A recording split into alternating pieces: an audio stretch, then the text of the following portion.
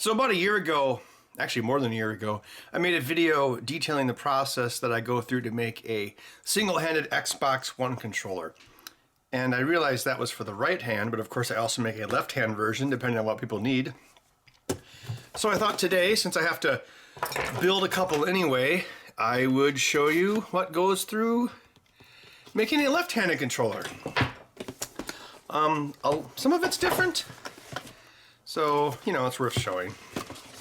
So it's kind of hard to it's still kind of hard to find controllers. I was lucky. I found 2 at Target and 2 at Best Buy. It was weird going to Best Buy. They have all these like cool e-ink price tags now. So I've got a black one and a gray one. I actually really like this color. I think that's cool.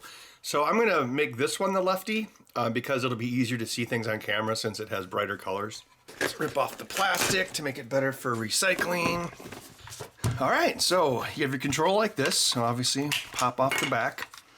And then I go in and I make a cut here, here, and here to reveal the screw.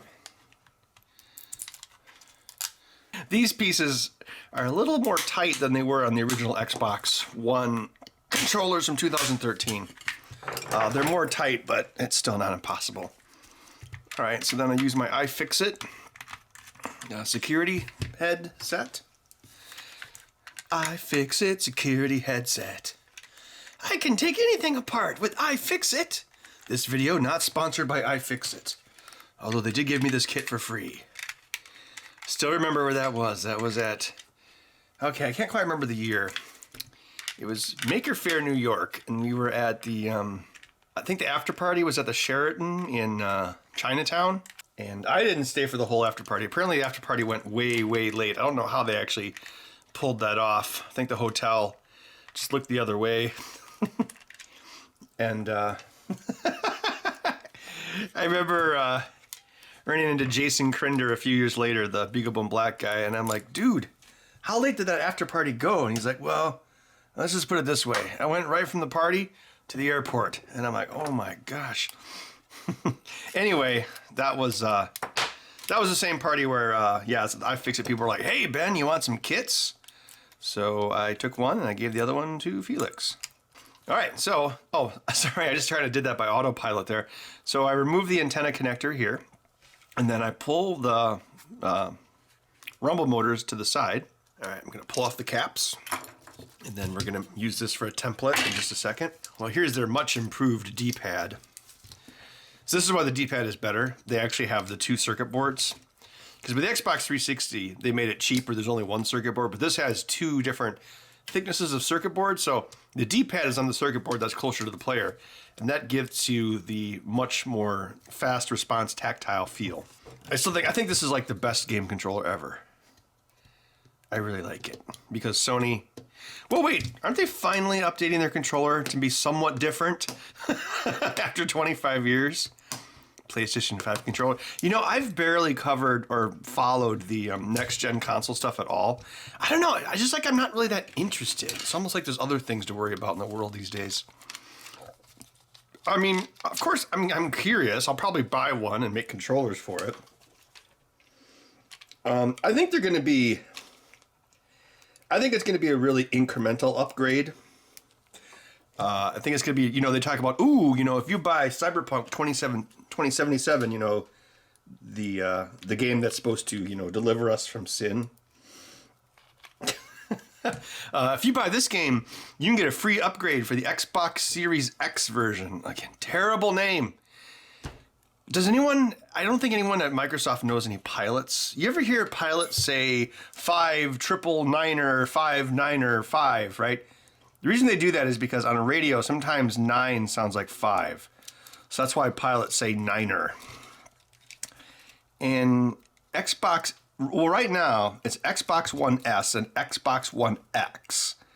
X sounds like S.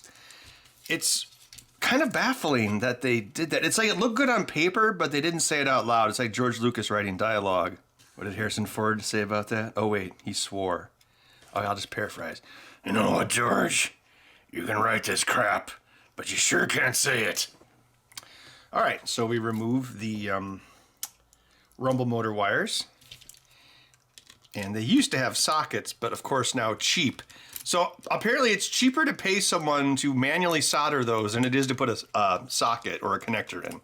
Well, it's understandable. I mean, connectors, I know I've said this many times, but connectors are one of the most expensive things in electronics. They're really expensive. Like those, well, that would be 4 connectors. So that'd be even worse. So yeah, that would probably cost more than your main microcontroller. Which, by the way, is enclosed in this. So on the older controllers, do I have one laying around? I probably do. Hold on. Here we go. This is a 2013 model Xbox One controller, and this is actually what I use for my controller monitors. So they've got a ridiculously large Freescale microcontroller. It's I believe it's an ARM Cortex M0. And then over here you have a castellated Wi-Fi unit. Castellation is where you have a second circuit board, and then you have basically exposed cut in half vias on the side of it, and you use those as surface mount solder to another board. So that's called castellated edges, right? Then, oh my gosh, look at this horrible, horrible sin. There's 2 connectors, which means 4 connectors total. So what they did on the, I believe this is the 1708 model controller, they reduced it to 1 connector. But then you might be thinking, oh, well, how did they get the same amount of I/O through a single connector? Well, what they did was, I know this is going to sound nuts, they added an I/O expander, and I believe it's actually I²C. So this I/O expander is basically taking most of the buttons and converted it into a serial signal that it sends over the single connector. So it was cheaper to add a I/O expander than it was to have an extra connector. Okay, so I'm going to take the headphone jack. I'm just going to glue it in place just so it, doesn't move. There's something, you notice how that thing is just hanging in space? See that? So that's really smart because that's going to get yanked around by a kid. It actually just pressure fits against these pads here, which means it will slide around but not break. That's smart. All right, now this should not fall apart. So what I'm going to do next is I'm going to laser jig this. Well, it's kind of sad. I got this cool laser and I put a new tube in it about 2 years ago, and I put new electronics in it last spring, and now all I mostly do with it is use it to make laser jigs on these controllers. It's kind of sad. I thought about making like a mechanical wooden clock or something with it. That'd be really cool, but I just never get around to it. So I have a representation of the controller here in Illustrator, and if I turn off the extra layers, we can see this is the thing I'm actually going to just laser etch just for reference into the plastic. Let's turn on the blower fan going into the bushes. Back into job mode. There's our job, and activate. Sometimes the tube's a little hungover, so the first couple seconds it might not actually go, but now it's ready to go. So the way I dialed this in, I basically had a controller face and I was taking photos of it top down. And what I do is, see these little pegs here? I actually push those up against the top metal ruler, and then I go to the left. And so I used photos of the bed and did a bunch of tests. And then of course, the test controller had a bunch of misses on it. So I basically gave the person like a $50 discount. I'm like, hey, we accept this controller with a bunch of weird markings on the front of it that was used for testing purposes. And they were like, yeah, sure. You don't buy me flowers anymore. I'm gonna drill two 2mm holes here. This is for the new D-pad. Basically the D-pad is centralized no matter which side of the controller you're using. 5mm. Cable hole. Cable hole. And the reason that I do this pretty early on is because then we have to take this piece, and obviously we have to drill through this plastic as well. So I'm going to put this in place, and I'm going to hit it through my template just enough to make a mark. Basically, as soon as you see some, black plastic in the flutes of the bit, and now I can drill those out once I remove the electronics. First though, okay, so this is a left-handed controller, so this analog stick needs to be moved. So I'm going to desolder it. And as I've mentioned 16 quadrillion times, the best way to remove solder is to add solder. It's just one of these suction types. As long as you keep it clean, it works pretty well. Yeah, no problem. See, I'm using thumb energy instead of our precious natural resources. You need to remove this Hall effect sensor. The Hall effect sensor is a sensor that outputs a variable analog voltage level depending on the proximity of a magnetic field, which is how the analog triggers work. It's also how they worked on the Sega Dreamcast. So if you see, yeah, the triggers are just magnets. They get closer or further from that sensor. Now, I can't actually find this exact same sensor in through-hole anymore because through-hole is becoming obsolete. So I just get the next closest thing and then I use a different kind of magnet. We'll get to that a little later. Okay, I'm going to cut a groove here for the D-pad because the ribbon cable attachment to the PCB is slightly larger than the hole. Something else we want to do really early on because of glue is attach this custom face button. So this is going to be the A, B, X, Y buttons. And I printed this using Ninja Flex, which is like a thermal, what they call it, TPU plastic. Not so it's like flexible to the touch, but so the parts underneath that actually hold it in place, they won't break. Originally I was doing this with PLA, and eventually over time it would crack. And so I was getting a lot of, repair requests, and I'm like, oh, I need to make this part tougher. So obviously, well, this is printed on 2 different printers, but my printers are dialed in pretty well. Everything usually fits. But just to be sure, since this is printed upside down, I'm just go in and manually chamfer it with my knife. Why is it when you drop tools, they always go under the table? I mean, they could go 180 degrees in the other direction, but no.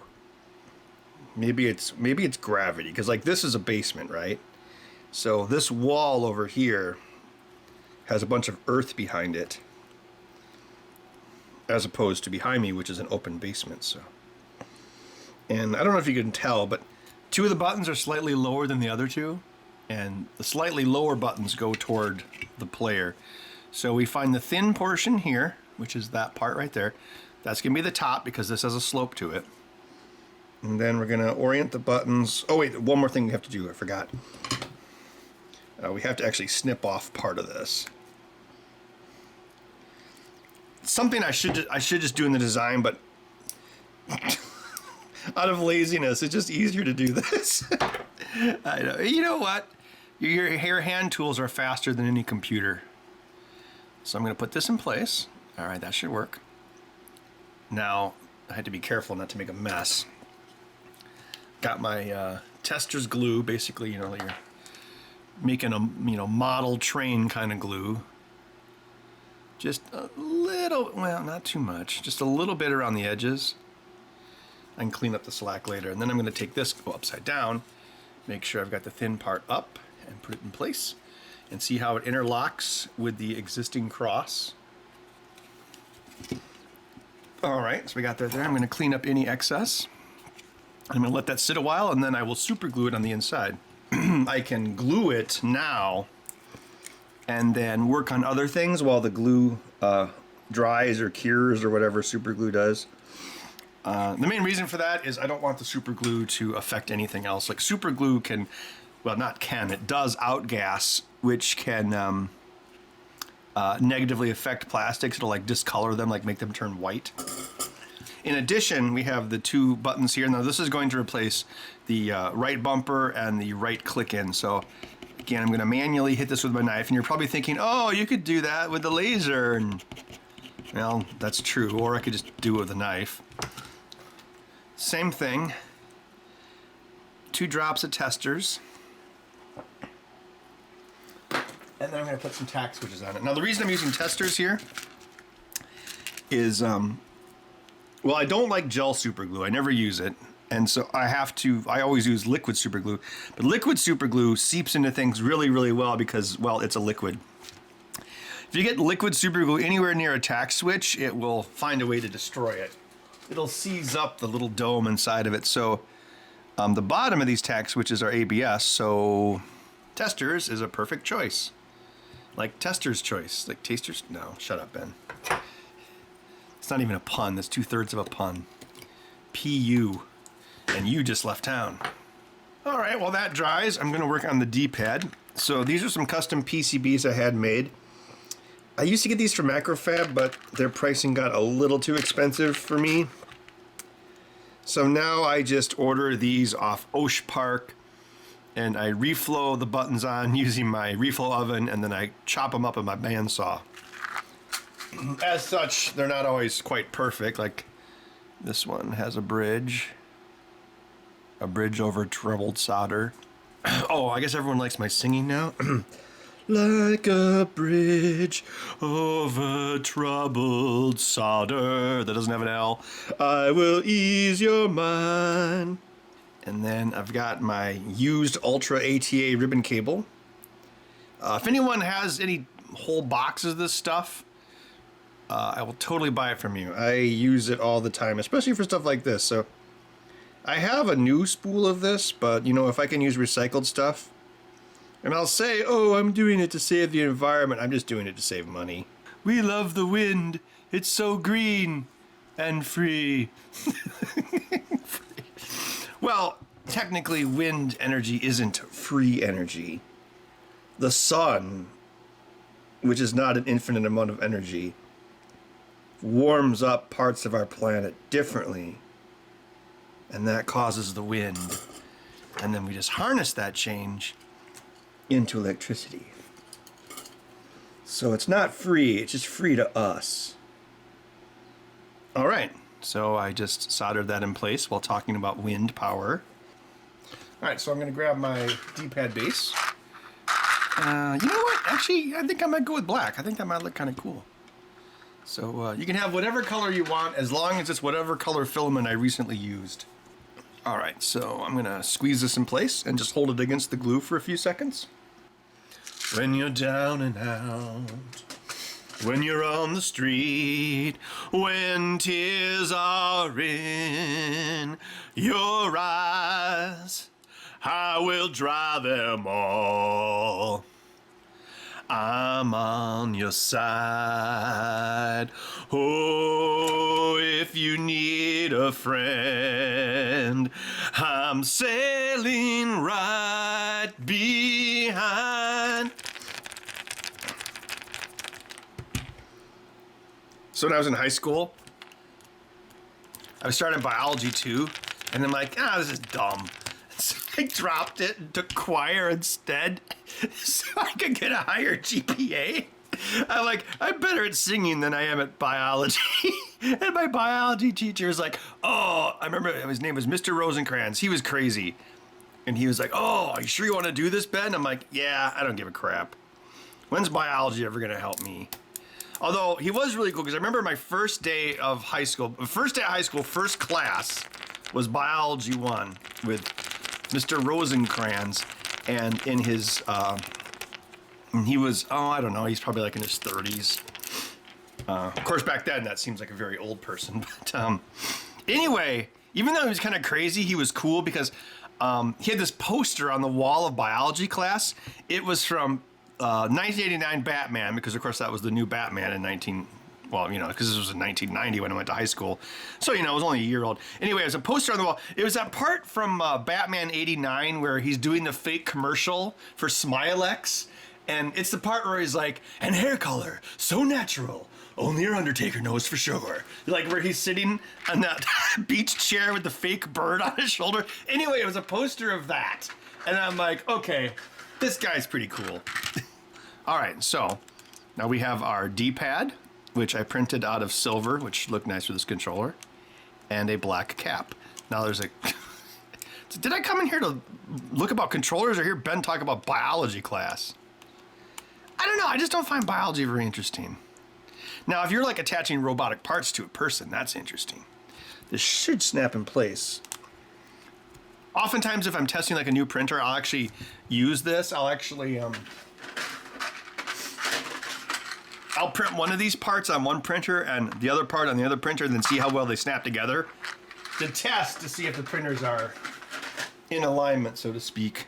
So I've attached some more Ultra ATA ribbon cable to these two buttons, and then I covered it with hot glue basically to protect the connections. Now I have this laser cut funky foam which says R3RB, so that's the R3 click in, click, click, click, and right bumper, which is that right there. So it's just self-adhesive.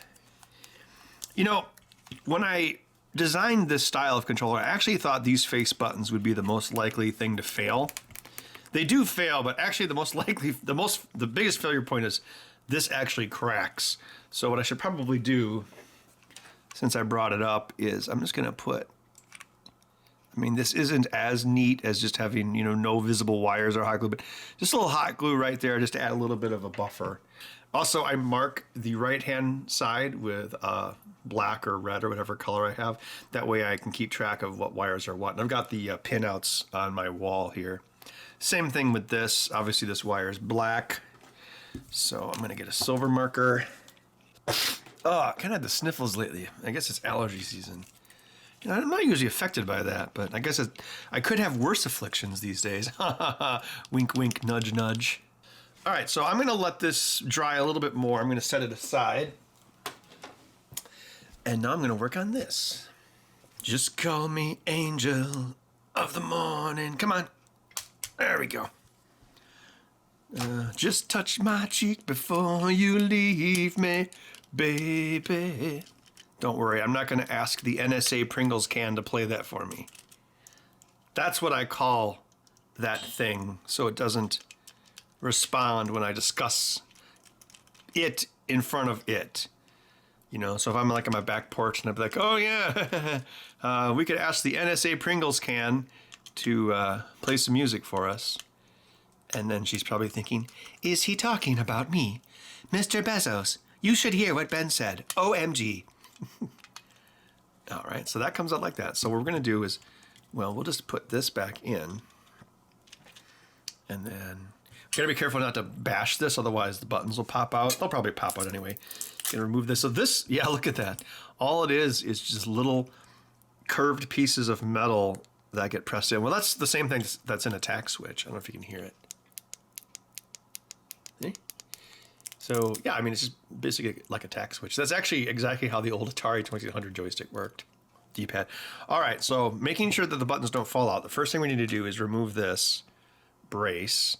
And another thing, when it actually snaps, there'll be a release of force, which will make this thing shake. See that? How it just popped out? So you got to make sure that that doesn't...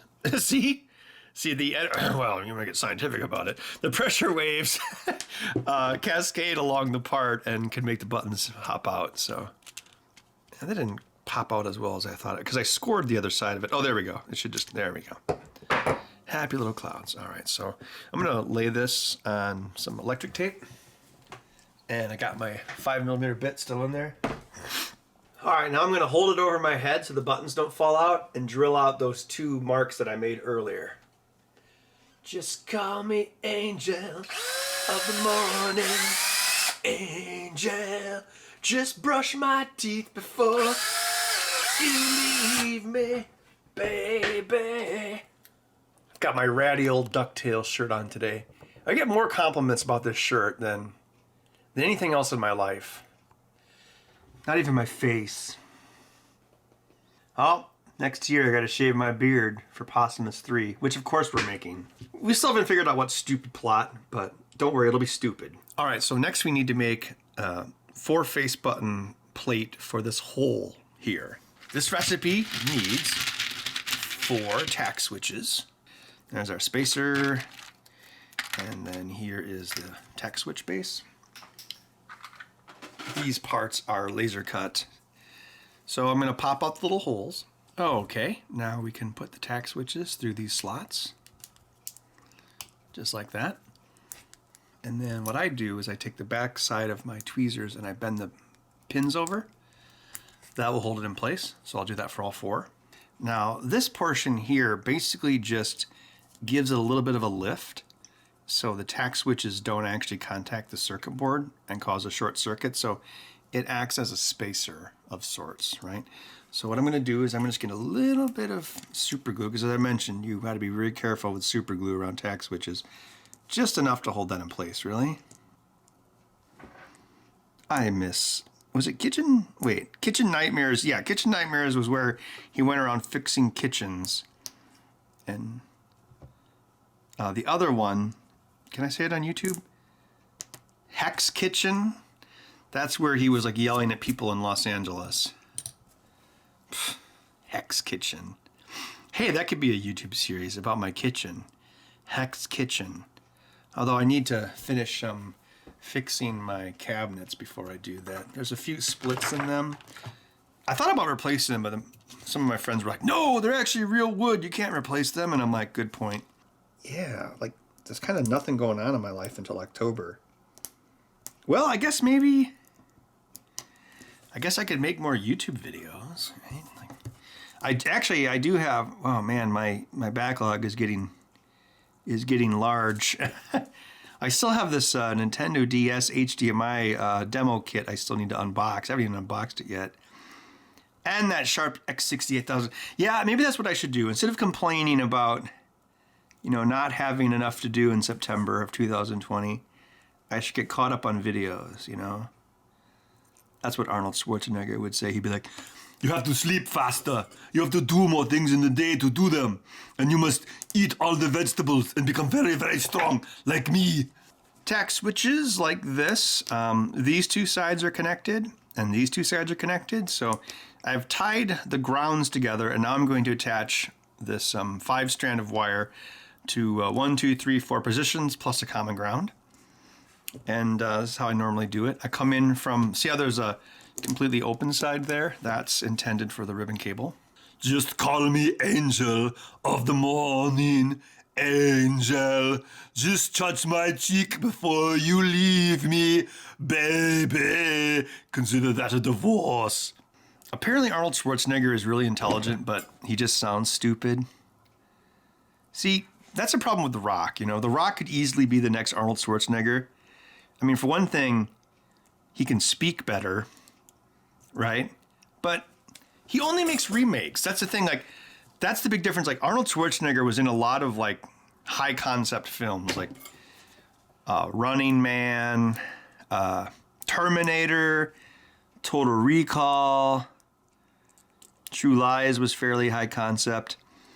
And The Rock just does remakes. He's like, haha, look at me, I'm on a jungle cruise. Haha, look at me, I'm in Jumanji. Haha, look at me, I'm in Baywatch. And until he actually makes, well, of course, it's not his fault that Hollywood doesn't make movies like that anymore.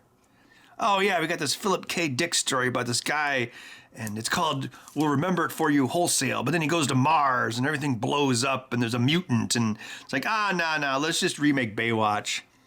I mean, surely there's more Ray Bradbury stories that could be ripped off and turned into movies, right? So if you notice, I'm keeping the ribbon cable flat. So the ribbon cable sits within this 1/16 inch spacer. And so the final one is, I gotta use my good, wow.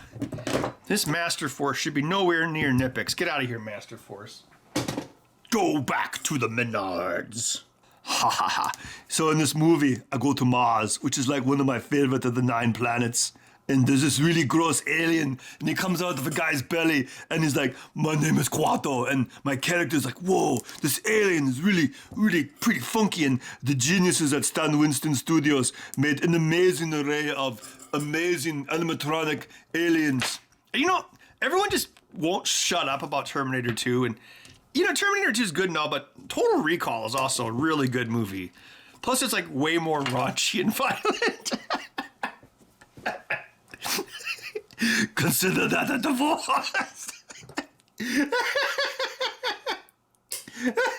Oh, it's so great. Sorry, sir, I've got sunspots. You saying she liked it? No, I'm sure she hated every minute of it. We should do it, Laurie. We should go to Mars. You'd hate that planet, Doug. Yeah, you're right. I guess I will not go to Mars.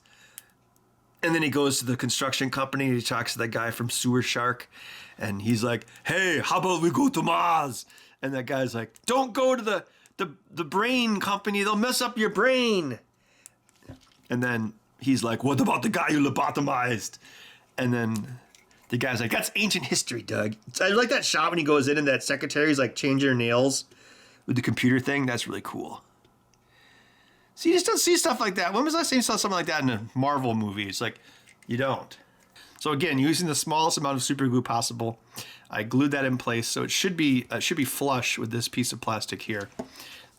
And what will happen is when I mate this with the front of the unit, wherever it went, these tack switches will interact with the black plastic TPU, and then you will have your 4 face buttons. I don't label them because I'm pretty sure people can figure out what they are. But speaking of labeling, so again, I have this mapped out on that's the wrong thickness. Yeah, so I'm just going to mark black for ground. And while that dries, we can work on the rear half of the unit. Ha ha ha ha. You think this is the real Quaid? It is. What? How did I, darn it. Now I can't stop thinking about Total Recall. See you at the party, Richter. All right, so on the rear of the controller, we're going to have the secondary analog. So you'll have your one analog here that obviously you can reach, but obviously this one you can't reach. So the idea is this one is actuated. So the right analog is actuated with your left middle finger. So here's how we do that. We have this 3D printed part, which has some supports in it. Start the reactor. 3 Mars. No wonder he stayed out of sight. All right, so we're going to do this. We're going to hold this in place where it fits. I'm going to take my X-Acto knife, and there's a little slit in this. Probably can't see it, but that's where the Hall effect sensor will go, the through-hole one. So then I'm going to take my mark, make a bomb sight, crosshair, whatever you want to call it, drill it out, 5mm bit. Okay. Now I'm going to use just a tiny little bit of hot glue, just enough to hold it in place, because it's actually held in place by screws. But this is just to get it in the right place. Right, so right there. And I think I mentioned this in other videos. So what I did was I went on Turbo Squid, it was Turbo Squid. I bought a 3D model of the Xbox One controller, and then I designed my parts around it. Then I did a Boolean subtraction. So I basically took this, subtracted the controller from it, and it resulted in a part that bumps right up against it. Now we see we have that slit there. That's where the Hall effect sensor goes. So when I was looking for replacement Hall effect sensors, I was trying quite a few of them. And, you know, I can buy, I think it's like a 308 model sensor. You can buy that, but again, it's not in through-hole. And there's really not much space in that trigger to put like a PCB with a surface mount part on it. So it's easier just to bend the leads on a through-hole Hall effect sensor. So what I do basically is I use a different kind of magnet to make up for the fact that the Hall effect sensor is not the same, and therefore it gives the proper voltage range for the controller to read the trigger. Specifically, I use a A1326 LUA/T Allegro Hall effect sensor, and there's another trick I'll show you in just a second. So I'm going to put these through the slit. Remember that part in Total Recall where Benny says, "Baby, you make me wish I had 3 hands." And she's like, "Well, you're doing just fine with 2. But then if you think about it later on in the movie, it's revealed that he does have 3 hands because he has a fake hand and an alien hand, or I'm sorry, a mutant hand. So here's something you might not have known about Total Recall. At one point, Minority Report was going to be the sequel to Total Recall. Yeah, so I mean, yeah, that movie with Steven Spielberg and Tom Cruise. So what they're gonna do, instead of having like the psychics, like you know how they had the psychics or whatever. What did they call them in Minority Report? What did they call them? The people that could see the future that were hooked up to the machine. Yeah, so they were gonna make Minority Report Total Recall 2, and then they're basically just gonna use mutants as the psychics. So it would be like the mutants who were hooked up to computers to do pre-crime. But then they didn't. Which I think is probably for the better, because Minority Report that's a really good movie. I mean, like most Spielberg movies from the early 2000s, it's like too long. But still a really good movie. All right, so I've attached 1 screw, so everything's held in place by at least 1 screw. And then the other thing I do is we have the Hall effect sensor, right-hand pin, gonna mark that red. All right, so now the question is, how do we actuate this? Well, we need a magnet, and I did print a bunch of these. So here's the inside of the trigger. So it's got the spring well and then the magnet well, 6x3mm neodymium magnet. But what I discovered was to make this sensor work, instead of having the magnet be flush with the surface, you countersink it by 3mm, and that gives you the proper magnetic field to create the proper analog voltage to make the trigger work. Now, yeah, if I had access to the firmware, I could just change the software, but I don't, so I have to do it mechanically by changing the magnet. All right, so here is a left-hand trigger with a recessed magnet hole. So I'm just going to use this spare one as a polarity tester, just to make sure I have the right orientation, because the polarity does matter. A little bit of super glue, not that it really needs it. Pull this out, push it in the same orientation. Push it through with something non-magnetic like a Q-tip. And it's not countersunk a whole lot, but it is enough to make a difference. Trigger pivot screw. Yeah, it depends on the print. This one's a little tight, so I'm going to knock it out with a 3mm bit. Right there. Just a little bit of love. Happy little clouds. There we go. And then again, sometimes, you have compression on the first layer, because you want it to stick. So I'll just go around the edges and just make sure that that's kind of whittled down a little bit, because that could negatively affect its ability to rotate. Should be good. Grab a spring. Luckily, I have some springs instead of no springs. So, you don't like springs, huh? Nope, I hate springs. Well, I'm going to show you a world without springs. No, the horror. You remember that? I think Simpsons did that. Of course, Simpsons did it. But theirs was a world without zinc. I think that might have even predated the skit being on Mystery Science Theater, because, I'm sure the Simpsons people were aware. All right, so we have the spring, and then this screw is going to hold on the cap and act as a pivot.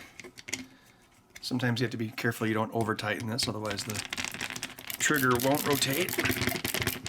I don't usually go all the way, I just pretty close. Cool. Then we have a size 2 screw down here. Maybe September will be video month.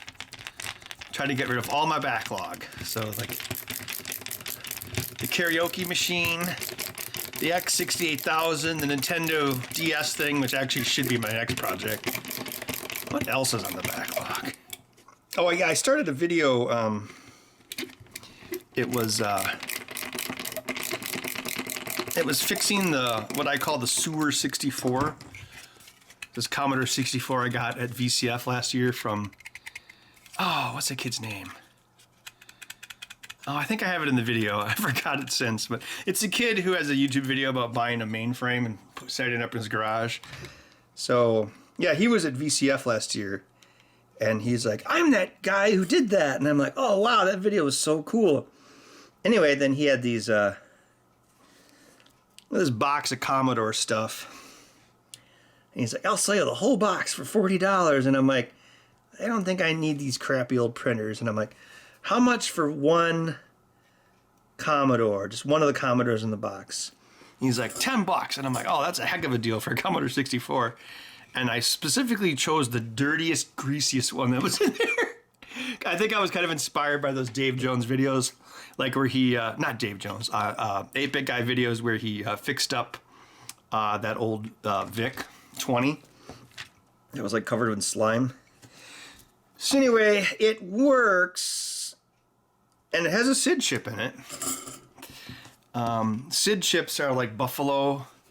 Wait, not buffalo. They're like elephant tusks, right? It's like, oh, let's just rip out the tusk from the elephant and let the rest of it rot.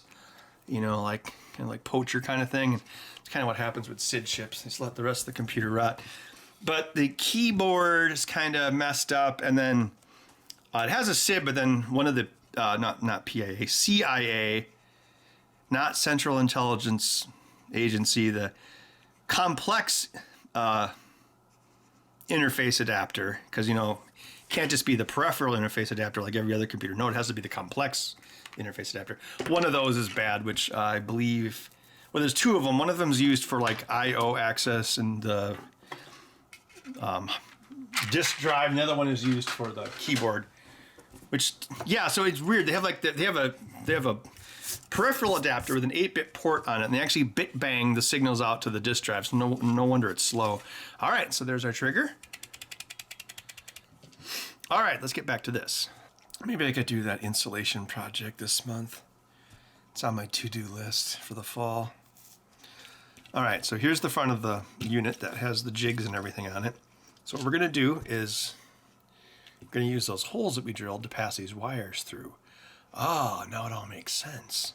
So I wonder how Disney will screw up its next live action remakes. Like Little Mermaid, is she gonna like know sign language? That would be so dumb. But they're like, oh, well, we can't, exaggerate emotion through animation, which is kind of the purpose of animation. So what are we going to do? Is like, I know, she knows sign language. It's like, did sign language exist when this movie took place? Who cares? We're Disney. Aren't they going to remake Lilo and Stitch? Oh, that's going to be terrible. It's going to be, to quote that movie, an abomination. It's like, let's just suck all charm out of a movie, right? It's just like a charm vacuum. Not to be confused with a charmed vacuum, which is a special brand of vacuum sold by the cast of Charmed. Charm vacuum. What? I think Mr. Crow's been in space too long. Charmed vacuum.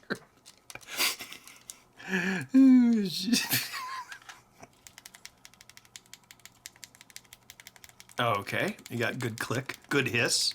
So A, B, X, Y. Next on TNT, Charm Vacuum. I wonder which one of the streaming services has all 8 trillion episodes of Law and Order on it. Like back when I had cable, I used to love, because I've been working from home. I was working from home before it was cool. Like 2004, 2010, when we started doing the show. Yeah, I would just, instead of watching YouTube or whatever, I would have like a TV in the basement and I would watch like Law and Order, right? Because I think like, well, that was back when I would work like until 10 o'clock at night, and it's back when I had more energy. But I want to say like Law and Order started like 4 or 5, but then right before it was Charmed. So I had to admit, sometimes I would watch Charmed, Gonna remove that magnet. I think Charmed have like some sort of magic witch baby or something on it. We have the D-pad wiring here and the face button wiring here, and now we have to wire it directly to the circuit board. And there are test points, although they're a bit small. Oh, I got it. Warning, dad joke inbound. What is Alyssa Milano's favorite Pokemon? Charmander. You know what movie Alyssa Milano was in? Commando. With Arnold Schwarzenegger. All right, so I scraped off ground, and then there's a test point here, here, and here. So this is X, A, Y, and that's down, and this is right. Remember how we talked about that I/O expander? And if you can see, yeah, it's very close to these test points for the face buttons. Except for B. B is actually on the rear PCB because it's deeper, because it's on the edge of the controller. See that? Speaking of which, this wire here, that's B. So I'm going to separate it because that needs to go to the other side, right? Charmander, that's so stupid. I don't know who tried, someone just tried to call me twice. It's probably going to be like one of those extended vehicle warranty scams. It's probably not anything important. All right, so after ground, the next one's Y, which is over here. Commando, Alyssa Milano, Charmed. How does this all connect? Charmed. So that wasn't what's her face? 90210. Shannon Doughboy. What's her name? Shannon Doherty. Shannon, nobody wants to work with me. What's her name? I think she was on that as one of the sisters, but then I think she died or something because she sucks. And then they brought in Rose McGowan.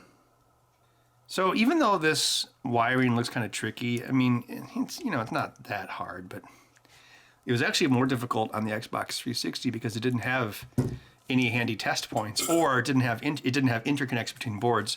So the interconnects between boards are actually also handy places to attach these wires. So what I'm doing is I'm just heating up the end of the wire so that the plastic contracts back, revealing the copper. Not really the best way to do it, but it is an easy, lazy way to do it. So now we're going to do, excuse me, I burped, the D-pad. Yeehaw, Creole cooking. Oh wait, Creole's probably considered an offensive term nowadays. I learned that from the Lore podcast. Lore podcast, hashtag lore, worldoflore.com. Actually, if you've ever listened to the Lore podcast, it's pretty good. Lore.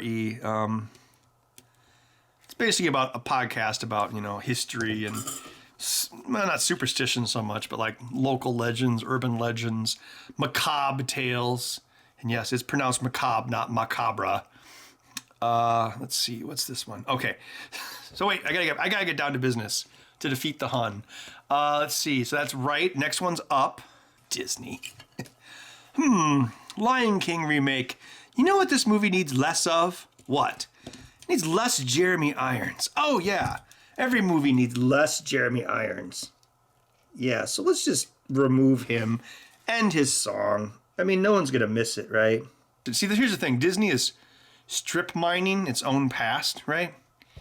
They're basically like, well, we're creatively bankrupt, so we're just going to remake all these movies that people liked in the 90s. But they can't go really much further back than that because there really isn't really much nostalgia for like Oliver and Company or The Great Mouse Detective. And, those movies weren't that successful anyway. So all they have left is Little Mermaid, Hunchback of Notre Dame, Hercules and Tarzan. Now, Hercules and Tarzan are already completely tired genres. Oh, that was ground, by the way. So really, that just leaves them Little Mermaid and Hunchback. Right. Hunchback of Notre Dame is actually my favorite Disney animated movie because it's so dark. I know not many people like it, but it's my favorite by a long shot. I suppose if they did it like if they basically made a really dark, like Joker-like movie, but they'll never do that, so they'll screw it up. All right, so that gives us the connections for the D-pad and the 4 face buttons. Now we have to attach at least the right bumper because, see, there's the tack switch for the right bumper. So let's see, right bumper's on the right. That's easy to remember. So what we're going to do is we're going to take this and we're going to split it. Now all these buttons have a common ground. So we're going to split this off like that. And so the wire that I split off, that is R3. That's also going to go to the other circuit board. So what we'll do is we'll just snake this up. And again, this is why I don't really, it's hard. It's hard for me to see, and it's probably even harder for the camera to see. But I want to make sure that I keep the wire flat so I can keep track of which one is ground. Because I have to hook them up, obviously in the right way. Come on, Lindsay, anyone could get a job offer. I can't believe I live in a world where there's a new season of that on Arrested Development. I can't believe I live in a world where there's a new season of that on Netflix and I don't even care. Because the first new season on Netflix, it's like, I mean, I thought the Mystery Science Theater revival was awesome. Maybe it's because I put it into the Kickstarter. No, I think they did a good job, but I don't know. The Arrested Development was just something off. They probably because they couldn't get the cast together for enough of it. Because they're all big shots. I wouldn't mock the sword of destiny, Michael. Is that blood? Yeah, my sock's wet, probably. It's amazing to watch that show and to realize it was actually on network TV. All right. Cool. We need to attach to the B button. Now there is, well, it's not a test pad, it's an unpopulated diode, because they're like, oh, we should put a diode here. And they're like, nah, we don't need it. So it's an unpopulated spot. So it goes to ground. It's ground and signal, so you have to be careful because you can easily short circuit it. So I'm actually gonna try to do this more properly. So I'm gonna strip it with my fingernails, tin it, and now very carefully, no springs.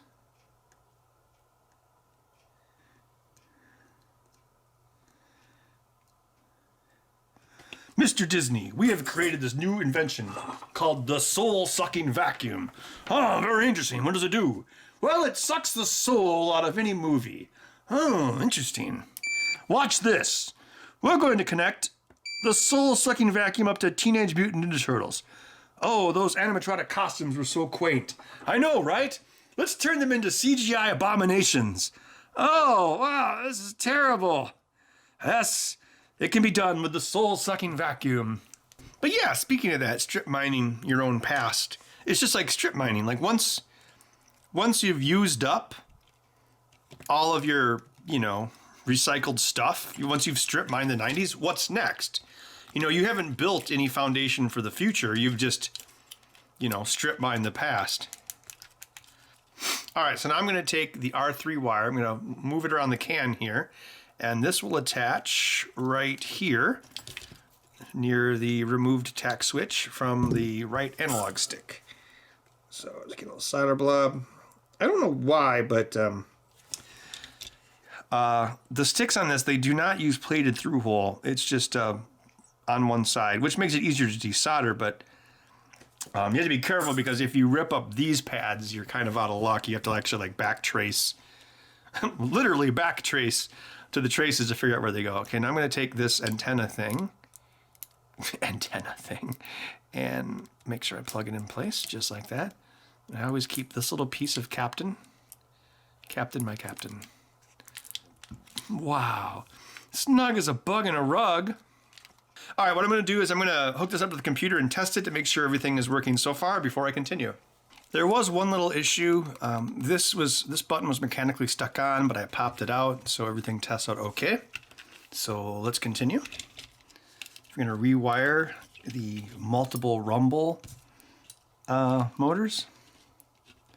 I don't know if Xbox Series X, oh god, terrible name. I don't think the controllers are backwards compatible. They don't look that much different though. I don't know. I guess I'll have to buy one to find out. I usually don't buy new consoles right at launch. I usually wait like a year or two. But I guess, if I'm gonna, I could just buy the controllers and plug them into Windows and test. I mean, that's what I do now. I just take them into Windows Device Manager and go to controller settings. Because then I can just, click all the buttons and make sure everything shows up. And, it's easy, a lot easier than hooking it up to a video game, Okay, now I'm going to take this ribbon cable and connect it to the missing analog stick. I actually really like this color controller. I like the color gray. I know gray's not a color, but... So I actually came across this in my controller buying travels, and I'm like, oh, that's really cool. So I actually ordered an extra one for myself, for my personal Xbox One.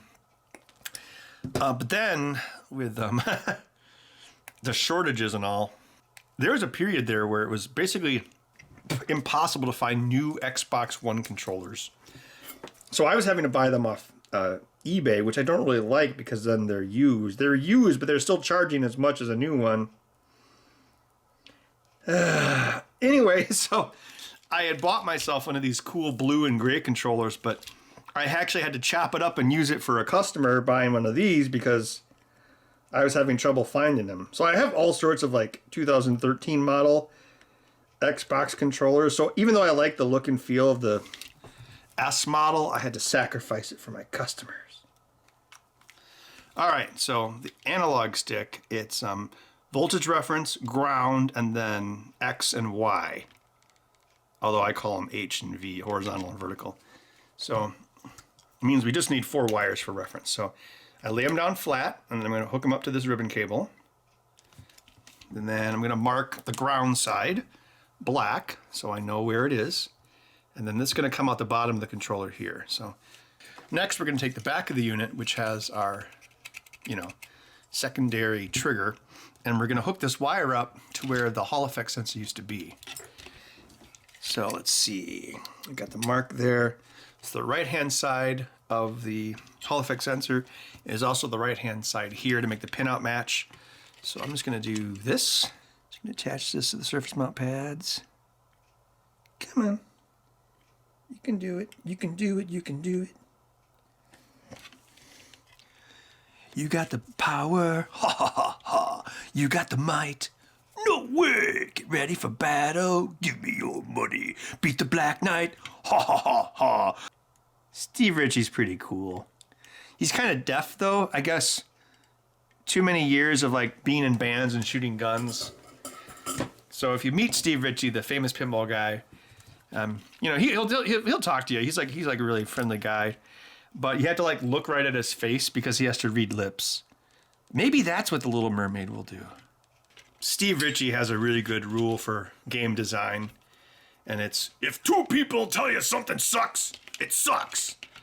So yes. It's like, oh man, the way Link carries his sword really sucks. Yeah, that's what someone was saying at the water cooler too. Does that mean it sucks? Get rid of it. That's what Steve Ritchie would say if he worked at Nintendo. Now this has been quite the eclectic random conversation during this build, huh? Gonna put a little glue there. And he went from like the Little Mermaid to Steve Ritchie. So I'm gonna basically glue that there so this larger rumble motor weight doesn't hit the wire. By far the most interesting pinball person I ever met during my days of doing pinball, which are not over. I am doing another game. We just have to wait for CGC's next remake to get done. But so yeah, my next pinball machine will actually be from Chicago Gaming Company. But the most interesting person is Python Angelo. So that's his name, Python Angelo. I think he's from Romania or one of those countries. Like, I think it's the same country where like Dracula. Well, Dracula's made up, but well, Dracula's made up, but it was based off a real person. Well, sort of. Anyway, he's from one of those like Eastern European countries, and he talked like a Bond villain. He'd be like, "Ha ha, I am Python Angelo." And so I think he was at Disney originally, like back in the 70s, like as an artist. And he would be like, I live on the farm, and we chop up the animals to eat them, and I would look at the muscles, and then that's how I learned how to draw anatomy.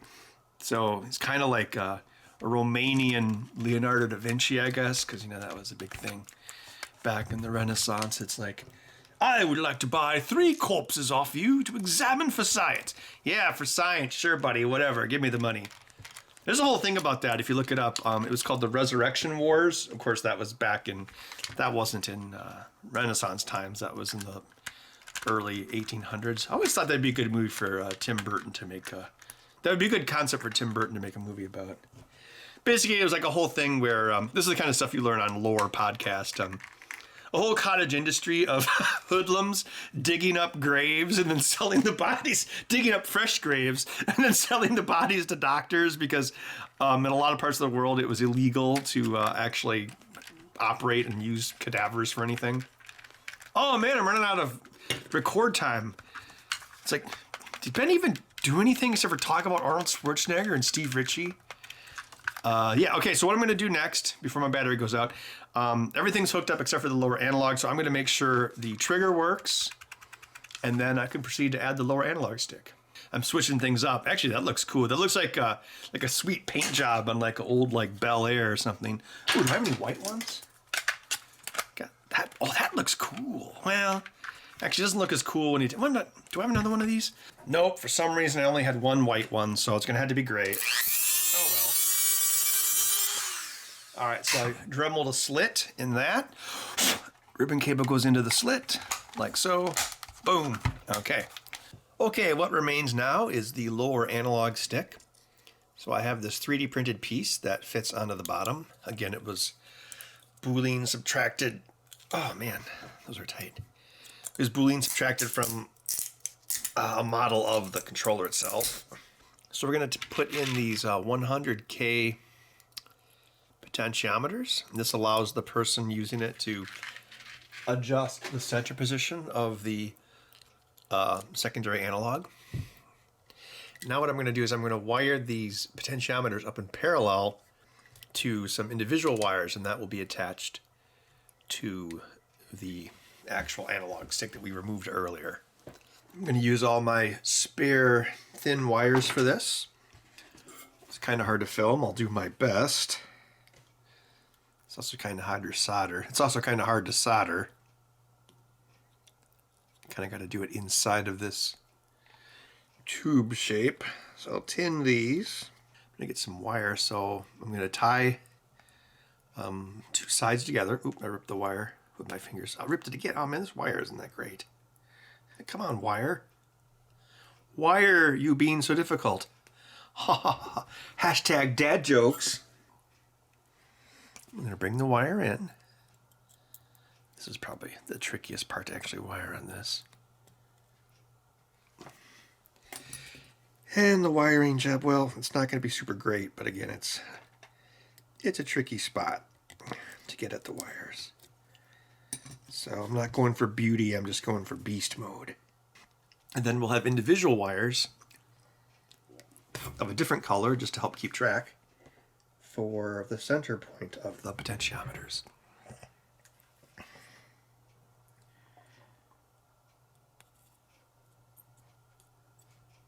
There we go. All right, I'll repeat that for both sides. And it's kind of hard to make this look pretty, so I'm just going to settle for actually attached and not shorting out. Just to get it in place, I'm going to hot glue it. So just a few, this is just to hold it in place before I can get the screws. So a few little dabs of hot glue, snake the wire through, woo! Put it onto the bottom and make sure it is flat.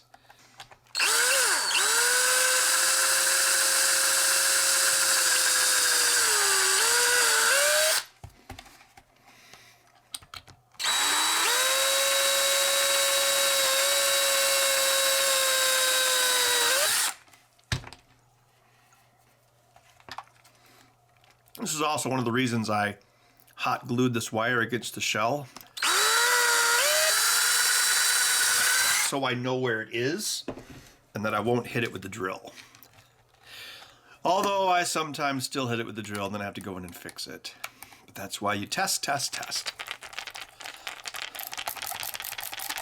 Hashtag clicky screwdriver.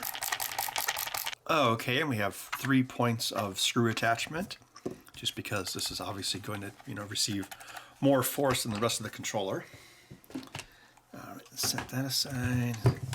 Okay, now we just need to rewire the analog stick that we desoldered. So much like those face buttons, I kind of created a laser cut fake PCB. I mean, I could get some PCBs made, but I don't know. The cost of the PCB and making sure you have enough in stock. I mean, you'd blow through them pretty quick. I'm gonna bring back the helping hands. As you can see, I have them kind of pre-configured for each step. I'm gonna grab it like that. I was near Goodwill the other day, Goodwill. And so I'm like, oh, I better go in. And they didn't have any calculators, but they did have, for $5, a nice old school junky Walmart Ambico tripod. So I bought it. I don't know why I didn't have any tripods. I should have had. I don't know where all my tripods went. Maybe they got destroyed making my last movie. Although that was many years ago. I don't know. Well, anyway, yes. Now I have a crappy tripod, which is better than no tripod. With the analog, or with the potentiometers, one side goes to voltage reference, the other side goes to ground. So when it's against your leg, the positions are actually inverted. So I'm basically just wiring these backwards compared to how they are in the controller. Obviously, the center point is still in the center, but I'm just swapping around the ground and voltage reference. And just using these spare leads to create like a little circuit. Again, it's not pretty, but it will work. The days of finding a brand new Xbox One S controller on Amazon for $45 apparently are gone. So now I'm spending like $65 on each controller, but I haven't raised my price. I'll just eat it. All right, so what I'm going to do is I'm going to basically wire the 100K potentiometers in parallel to the 10K potentiometers. So that's enough of a difference that at the center it won't really make any difference, but if you adjust them, it will add a little bit of left, right, up, down bias to the movement itself. So if you don't like how it centers when it's against your leg, you can adjust that. I'm wiring it basically in the most convenient way to wire it. So I'm actually going to skip a couple and jump to vertical. So I'm going to take this gray wire, which is on one of the center pots, or center of the pots, And I'm going to attach that to the vertical stick. I mean, maybe I could make one that works on both, you know, like PlayStation and Xbox. You can buy like replacement analog sticks, but they're usually pretty crappy. They have a really bad range. So I try to only use like the original ones. Like if there's a bad analog stick on one of these, if I'm repairing it for someone, for instance, I'll actually desolder a potentiometer from an existing old Xbox controller rather than use one of the quote-unquote new ones off Amazon, because they tend to suck. All right, so this is going to be our horizontal adjustment. Twist that together. Tin it. And put it in place. And then finally, voltage reference goes right there. Take the other side of the pots, just trim it to length. And this is where I get all my spare wires from. So any of these wires are like maybe 4 or 5 inches in length, go right back into the wire pile. And then, yeah, we want the thin wire to be a little bit longer, because we're actually really wrapping the thin wire around the stranded wire. Yeah, like that. Everyone's like, oh man, we're so sick of seeing your thumbs. It's like, deal with it. And this one goes here. So basically it's just 2 higher value potentiometers wired in parallel. And this folds over like this, and then I just make sure all the wires are tucked inside. There's a little lip that the fake circuit board fits into, right? And then actually this is the last one of these I have, but the gray will look good with the controller.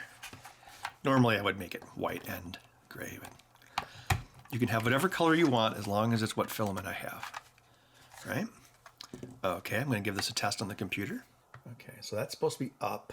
That's supposed to be down. So if you look on the screen, the X rotation and Y rotation, they should be centered just like the Z axis. The Z axis is the analog trigger, but they're not. So it looks like I might have wired something backwards. I better check. But this is basically how it works. It's on your leg, so up, down, left, right. And that's why I didn't screw the cap in place. You know, I didn't want to jinx myself, even though I was still ended up being jinxed. Let's see here. Oh, I see my mistake. So I attached one of the combined VCC ground inputs of the potentiometers to the y-axis. So, oops. Up and down is working, but left and right still isn't. It's not really responding at all. Is it disconnected? So this is what happened. I usually don't have this much trouble, but of course when I film it, then all the trouble starts. And this is why I don't use very much hot glue, just in case you need to remove it. Oftentimes, you know, people will send these in for repair because, yeah, it is going to be more fragile than a normal controller. And I typically repair them for free for the first year, and then minimal charge after that. Did I hit the wire with the bit? I mean, that does happen, but not that often. But of course, my luck when I'm filming it, trying to look cool. Oh, look at that. Look, the ribbon cable got pinched. What? How the heck did that happen? That's unusual. I bet that's where the problem is. See how it got turned white? And this is, again, this is old ribbon cable. I think I ripped this out of the Flash Forge. And it's just, you can just find the feel of it. You can tell it's not very good quality. All right, well, shoot. Well, I guess that's a good example of what can fail. Man, that's weird. That, yeah, see, that's why I glue it where I do, so the screws or the bits don't hit it, but something else pinched it. That's weird. Yeah, I actually have never had this type of failure before. This is some better ribbon cable. I don't know if you can see on camera, it's slightly shinier. It's got more of a waxy feel. And now I repeat this process with the good ribbon cable. So I guess, yes, it doesn't always behoove you to use cheap, crappy, old, recycled, I almost said filament, wiring. Oh dear me. Even though that wire was crushed, that wasn't the problem, so maybe I'll pull out of the trash. I attached this to the wrong spot. Look, I attached it to the main can, not the potentiometer. Oh, man. Guess I was distracted by talking to the camera and, doing impressions of Arnold Schwarzenegger. Boy, did you make a movie mistake. Ha ha ha ha. Well,